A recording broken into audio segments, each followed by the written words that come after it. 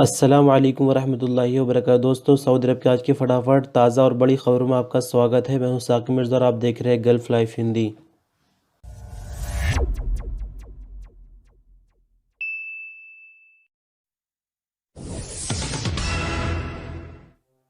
Saudi अरब में अजनबी वर्करों को डिजिटल इकामा रखना ज़रूरी नहीं है। ये एक ऑप्शनल चीज़ है। इसके लिए गवर्नमेंट की तरफ से किसी तरह का ऐसा कोई नियम नहीं बनाया गया है जिसके लिए अजनबी वर्करों को मजबूर किया जाए कि आपको डिजिटल इकामा रखना ज़रूरी है।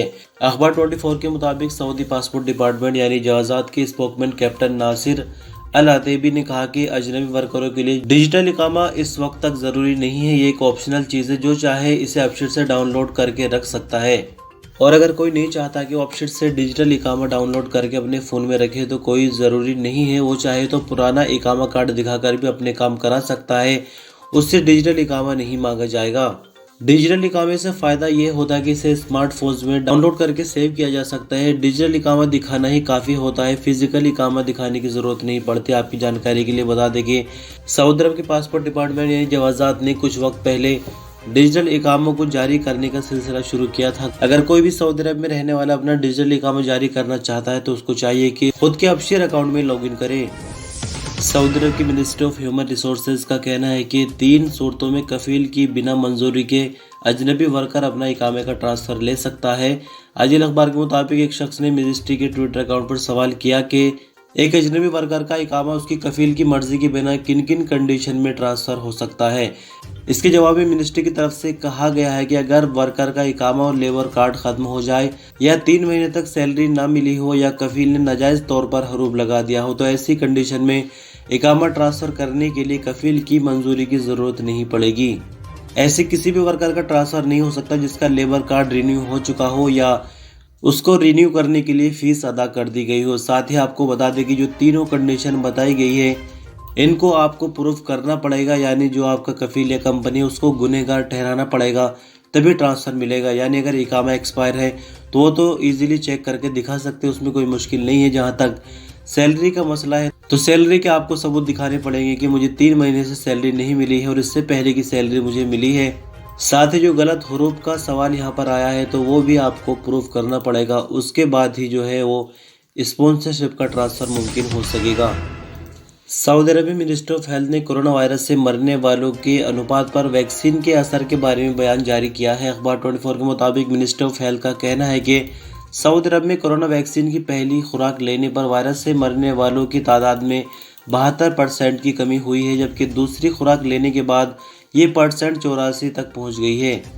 आपकी जानकारी के लिए बता दें कि Saudi food and drug authority SFDA ने सऊदी अरब में लोकल सऊदी और यहाँ पर रहने वाले अजनबियों के लिए फाइजर और एस्ट्राजेनेका वैक्सीन के इस्तेमाल की मंजूरी दे रखी है। सऊदी अरब में कोरोना वैक्सीन मुहिम की शुरुआत 17 दिसंबर 2020 को की गई है।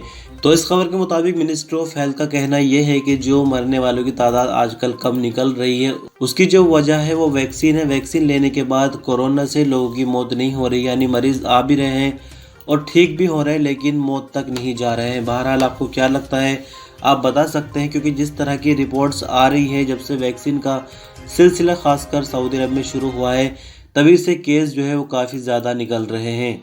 तो ऐसे में सऊदी गवर्नमेंट को अपनी वैक्सीन पर क्रेडिट लेना ठीक होगा या नहीं, आप कमेंट करके ज़रूर बताएं। सऊदी अरब की मिनिस्ट्री ऑफ इस्लामिक अफेयर ने जुमेरात को सऊदी अरब के 8 इलाकों में 11 नमाजों में कोरोना पाए जाने पर 11 मस्जिदों को टेम्परेरी बंद कर दिया है। बीते 32 दिनों की अगर हम बात करें तो सऊदी भर में 263 मस्जिदें बंद की जा चुकी है, जिनमें से 244 मस्जिदों को सैनिटाइजिंग और साफ सफाई करके दोबारा खोल दिया गया है।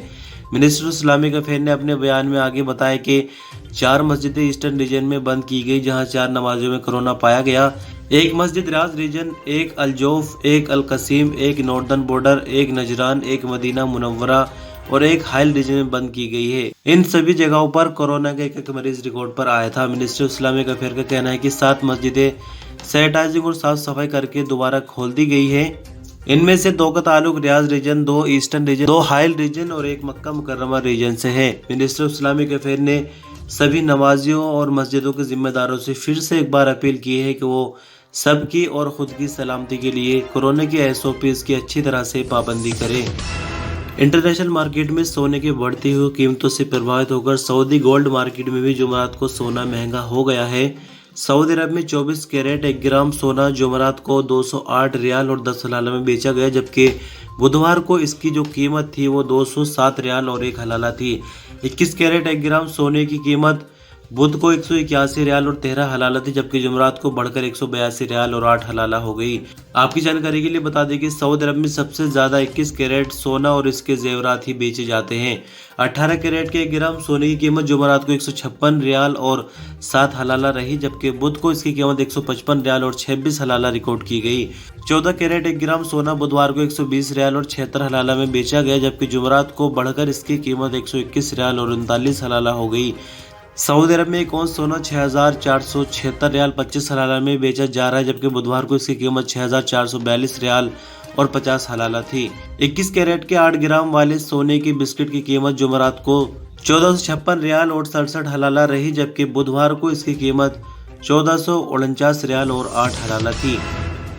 आतंकवादी संगठन ISIS, जिसको अरबी में दाइश भी बोलते हैं, से जुड़े एक सेल के 5 मेंबर को बीते दिन यानी जुमेरात को मौत की सजा सुनाई गई। अरब न्यूज के मुताबिक इस सेल के मेंबर, जिन्होंने 45 लोगों को कत्ल किया था, का ट्रायल उनके बाकी साथियों के पुलिस के साथ होने वाली झड़पों में मारे जाने के बाद शुरू हुआ। सभी तरह की तहकीकात करने के बाद ये बात साबित हो गई कि ये मुलजिम सऊदी अरब में आतंकवादी ऑपरेशन करने में शामिल थे। तहकीकात में यह बात भी सामने आई है कि इन मेंबरों का 2016 में एक तहकीकाती अफसर ब्रिगेडियर जनरल किताब लतेबी के कत्ल से भी संबंध है।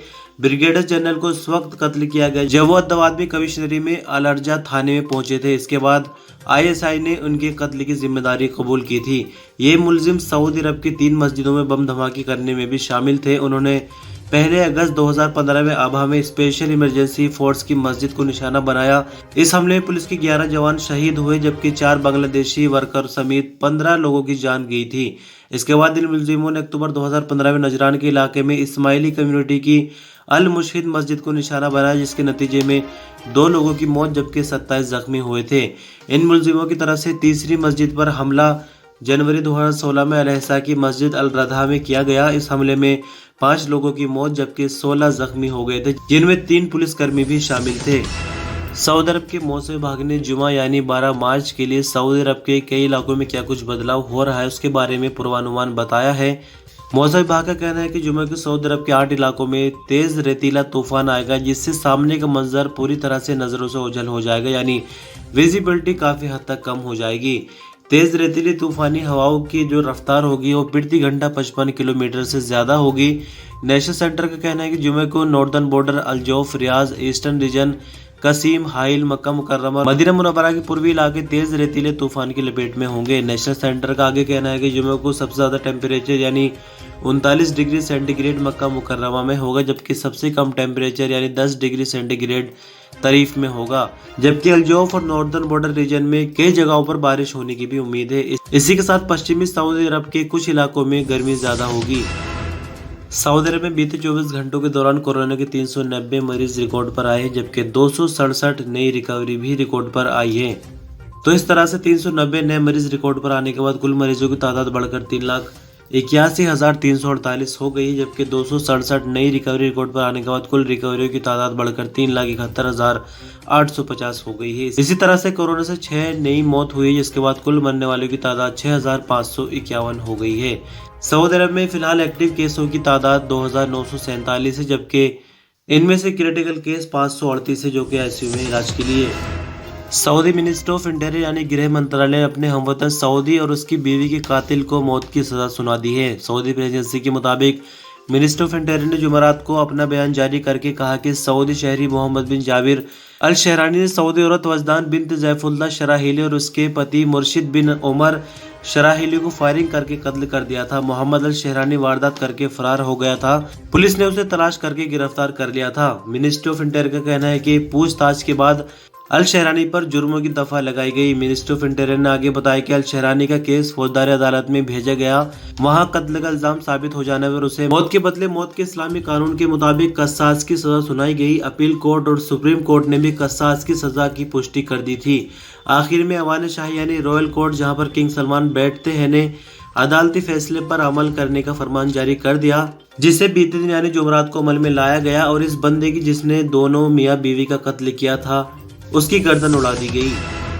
कोरोना से बचाव के लिए बनाए गए नियमों का पालन न करने पर बल्दिया ने जद्दा में 102 शॉपिंग मॉल और दुकानों को बंद कर दिया है। आजिल अखबार के मुताबिक जद्दा म्यूनिसिपैलिटी और बल्दिया की कौंसिलों के इंस्पेक्टर संबंधित विभागों की मदद से कोरोना वायरस को फैलने से रोकने के लिए बनाए गए एसओपीज पर अमल किया जा रहा है, यानी इसकी जांच करने के लिए लगातार छापे मार रहे हैं। जद्दा म्यूनिसिपैलिटी की तरफ से जारी बयान में कहा गया है कि फील्ड टीमों ने मार्केटों में चेकिंग के दौरे करके 145 वायलेशन रिकॉर्ड किए।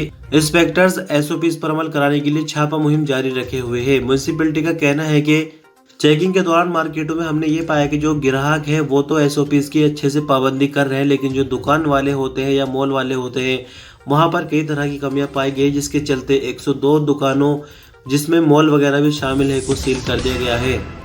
सऊदी अरब की राजधानी रियाद के दक्षिण पश्चिमी मोहल्लों में कोरोना वैक्सीन के 5 नए सेंटर खोले जा चुके हैं। अखबार 24 के मुताबिक रियाद हेल्थ कॉम्प्लेक्स ने सऊदी शहरियों और अजनबियों से अपील की है कि वो सेहत ऐप के जरिए खुद को वैक्सीन के लिए रजिस्टर करें।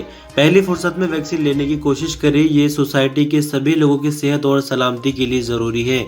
रियाद में नए वैक्सीन सेंटर अतीकिया, जहरा नमार, अल जहरा, बदर 2 और अल मुरब्बा में खोले गए हैं। राजधानी रियाद में इनके अलावा भी पहले से वैक्सीन सेंटर खुले हुए जो कि काम कर रहे हैं। इसके अलावा घरों पर जो वैक्सीन लगाने का प्रोग्राम बनाया हुआ है उसके लिए ऐसे मरीजों को चुना जा रहा है जो पहले से ही स्वास्थ्य विभाग से जुड़े हुए, यानी दूसरी तरह की बीमारियों का उनका इलाज चल रहा है, यानी उनका रिकॉर्ड पहले से ही मौजूद है। सिर्फ उन्हीं लोगों को घर पर वैक्सीन दी जा रही है। साथ में जो उनके साथ के लोग हैं, यानी जो हॉस्पिटल कई बार उनको लेकर आते हैं, उनको भी घर पर वैक्सीन दी जा रही है। बात करते हैं कि अब तक सऊदी अरब में कितनी वैक्सीन लोगों को लगाए जा चुके हैं, तो अब तक आई रिपोर्ट के मुताबिक 16,50,000 लोगों को सऊदी अरब में कोरोना की वैक्सीन लगाई जा चुकी है। सऊदी अरब की हेल्थ मिनिस्ट्री के मुताबिक अगर बीते 12 घंटों की बात करें तो 12,000 से ज्यादा लोगों ने खुद को वैक्सीन के लिए रजिस्टर किया है। सऊदी अरब की राजधानी रियाद में पुलिस प्रवक्ता खालिद अल क्रेदिस ने कहा कि राजधानी के कई मोहल्लों में वारदात करने वाले 4 सऊदियों और 2 बांग्लादेशियों को गिरफ्तार कर लिया गया है। सऊदी प्रेस एजेंसी के मुताबिक अल क्रेदिस का कहना है कि वारदातें करने वालों की उम्र 20 से 30 सालों के बीच है। रियाद पुलिस के स्पोकमैन ने आगे बताया कि ये लोग नई बनने वाली इमारतों के इलेक्ट्रॉनिक और तांबे का सामान, सरे वगैरह चोरी किया करते थे। ये लोग चोरी किए गए सामान को स्क्रैप के रूप में बेचा करते थे। ये लोग चोरी किए गए सामान को जमा करने के लिए इन्होंने एक गोदाम बना रखा था। ज्यादातर चोरी का सामान इनके गोदाम से वापस मिल गया है। क्रेदिस ने बताया कि चोरों के 6 मेंबर वाले गिरोह के खिलाफ मुकदमा दर्ज करके इन्हें पब्लिक प्रोसिक्यूशन के हवाले कर देगा, जहां पर इनसे आगे की पूछताछ होने के बाद अदालत में इनको पेश किया जाएगा। तो दोस्तों, इस तरह से खबरों का सिलसिला बस यहीं तक। वीडियो आपको कैसी लगी, आपका कोई और सवाल या सुझाव तो कमेंट में जरूर बताएं। चैनल पर नहीं सब्सक्राइब कर सकते हैं आप। वीडियो पर अंत तक बने इसके लिए बहुत बहुत शुक्रिया। अल्लाह हाफिज।